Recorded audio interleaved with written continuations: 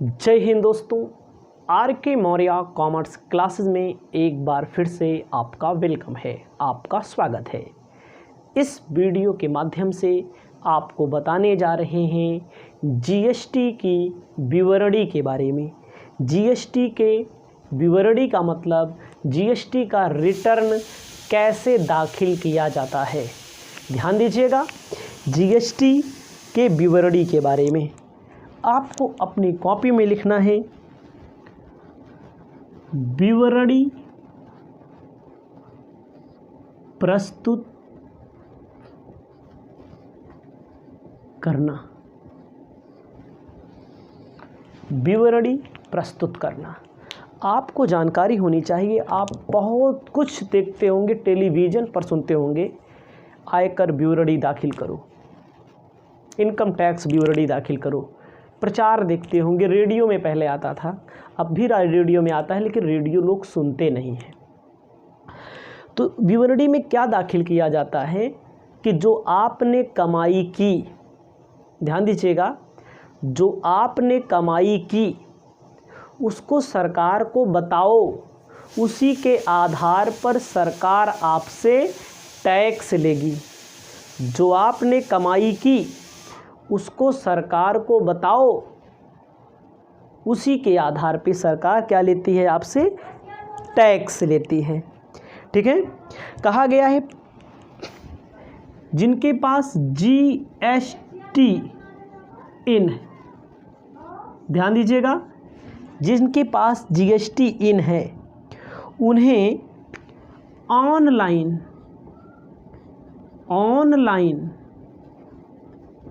विवरणी प्रस्तुत करनी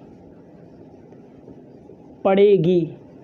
आपको याद रखना है, जो लोग जीएसटी नंबर लिए हुए हैं सरकार के यहाँ, यानी कि जीएसटी नंबर लिए हुए हैं, उनको क्या करना पड़ेगा, ऑनलाइन विवरणी प्रस्तुत करनी पड़ेगी।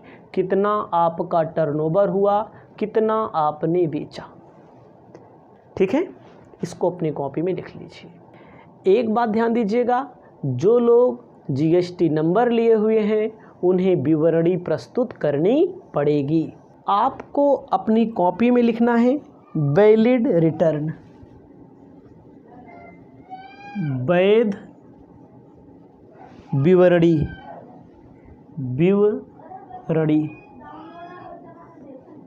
वैध विवरणी किसे बोला जाएगा।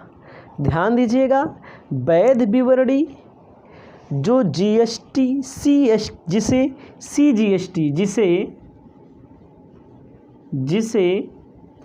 सीजीएसटी एक्ट के अधीन प्रस्तुत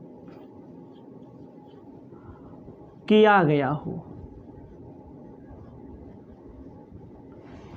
हो उसे वैध, ठीक है, जिस पर संपूर्ण कर भुगतान कर दिया गया हो, जिस पर संपूर्ण कर भुगतान कर दिया गया हो। ठीक है, मतलब कि सब कुछ पेमेंट कर दिया गया हो। इसे अपनी कॉपी में लिख लीजिए। आपको बताना चाहते हैं विवरणी की चरणबद्ध प्रस्तुति, विवरणी की चरणबद्ध प्रस्तुति, मतलब कि विवरणी का एक चरण क्या है, जिस चरण के तहत प्रस्तुत किया जा रहा है। ठीक है, चरण क्या है। तो सबसे पहले आपको मैं बता दूं, भारत सरकार की तरफ से जो जीएसटीआर,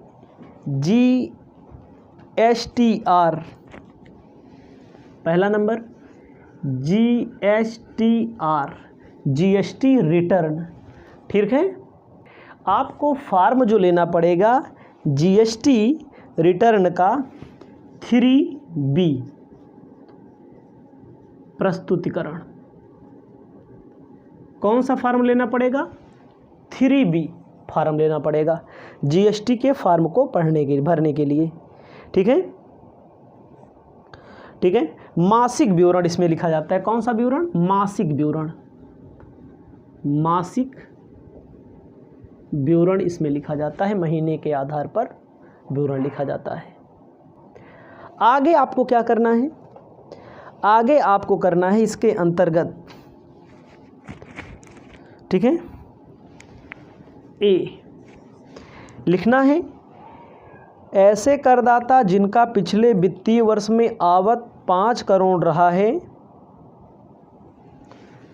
ऐसे करदाता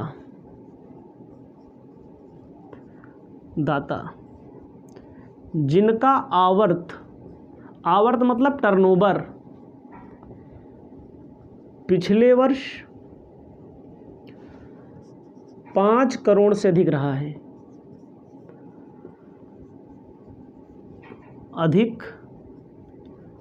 ऐसे करदाता जिनका आवर्त 5 करोड़ से अधिक जो पैसा कमाए हैं,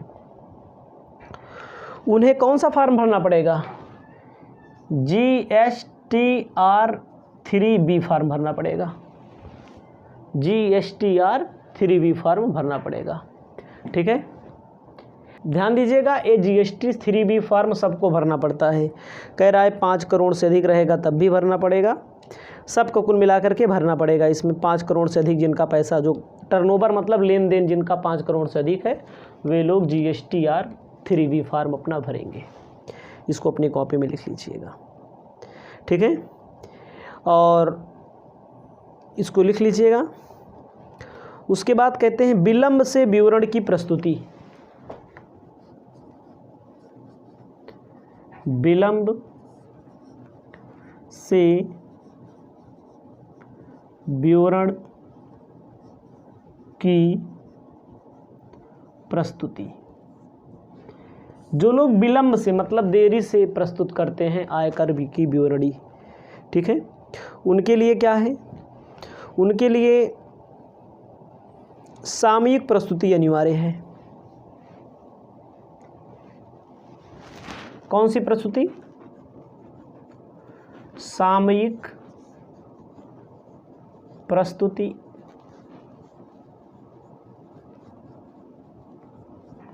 अनिवार्य है। समय के आधार पर प्रस्तुति जरूरी है।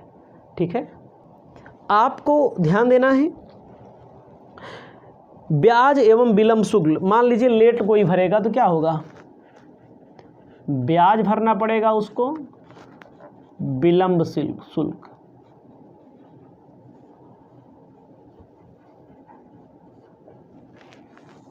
ब्याज भरना पड़ेगा एवं विलंब शुल्क भरना पड़ेगा। ठीक है, ठीक है। आपको ध्यान देना है, ब्याज एवं विलंब शुल्क क्या है? अदत्त कर राशि पर 9% ब्याज देना पड़ेगा। अदत्त, अगर कोई व्यक्ति टैक्स उधार कर देता है, कर राशि पर 9% ब्याज देना होगा। कितने परसेंट भैया ब्याज देना होगा? 9%। आपको ध्यान देना है, रिटर्न प्रस्तुति के देय तिथि के अगले दिन से प्रारंभकर्ता वास्तविक ब्याज संगणित की जाएगी। 5 करोड़ से अधिक आवर्त छोटे करदाताओं के लिए 15 दिन, जिनके 5 करोड़ से अधिक आवर्त है, आवर्त का मतलब टर्नओवर है, उनको 15 दिन की छूट दे दी जाएगी। 15 दिन की छूट दे दी जाएगी। ठीक है, 15 दिन की छूट दे देंगे। उसके बाद आपको ध्यान देना है, GSTR1 3B 4, 5, 6 विलंब शुल्क घटाकर 50 दिन कर दिया गया है। मतलब कि GSTR1, उसके बाद GSTR2 3B, GSTR4,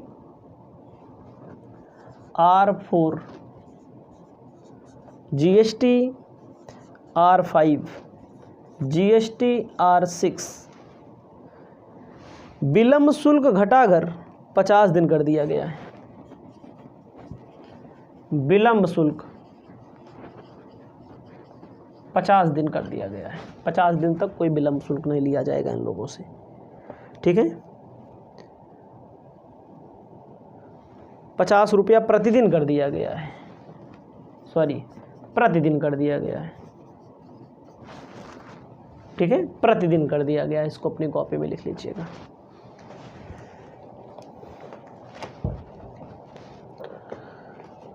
इसको अपनी कॉपी में लिख लीजिएगा।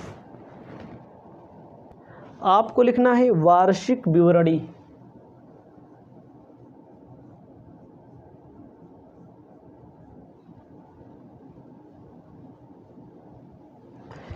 इसमें लिखना है GSTR9।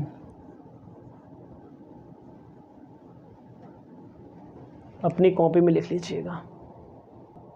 ध्यान दीजिएगा, कौन दायर का वार्षिक विवरणी GSTR9 आपको भरना पड़ेगा फॉर्म एनुअल रिटर्न के लिए, ठीक है। प्रत्येक पंजीकृत व्यक्ति, कौन कौन भरेगा इसको? प्रत्येक पंजीकृत व्यक्ति इसको भरेगा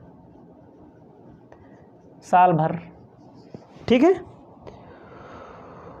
उसके बाद क्या क्या भरना पड़ेगा? जिसका आवर्त 2 करोड़ से अधिक है वही भरेगा। आवर्त मतलब टर्नओवर, 2 करोड़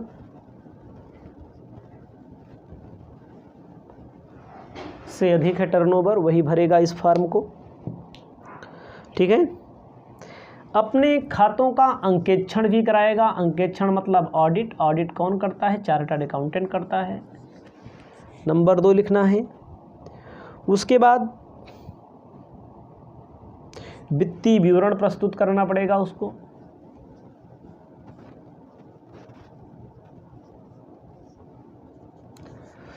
उसके बाद ठीक है, इसको आप लिख लीजिएगा। वित्तीय विवरण का मतलब जो वो कमाता है दमाता है, अपना आय का विवरण प्रस्तुत करता है, उसे भरना पड़ेगा, ठीक है। इसको अपनी कॉपी में लिख लीजिएगा।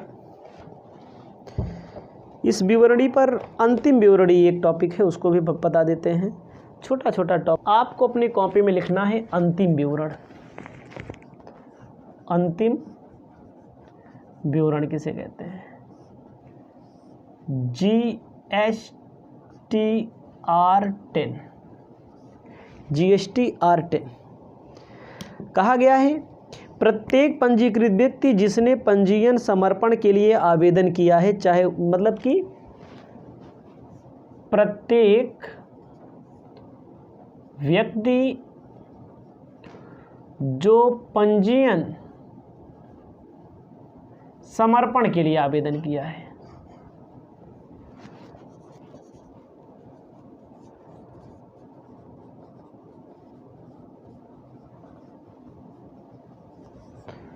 पंजीयन समर्पण का मतलब होता है, ठीक है, कि लोग सोचते हैं कि हम बंद कर दे व्यवसाय, उसको ये वाला फॉर्म भरना पड़ेगा जीएसटी पोर्टल पर, जीएसटी के कॉमन पोर्टल पर इसको भरना पड़ेगा, ठीक है। यही फॉर्म भरना पड़ेगा, बाकी ज़्यादा कुछ नहीं समझना है इसमें। रिटर्न के बारे में मैंने आपको समझा दिया है, इतना बहुत है। किताब अगर साहित्य भवन की लेंगे, छोटे छोटे क्वेश्चन दिए हैं, ठीक है, इसको लिख लीजिए।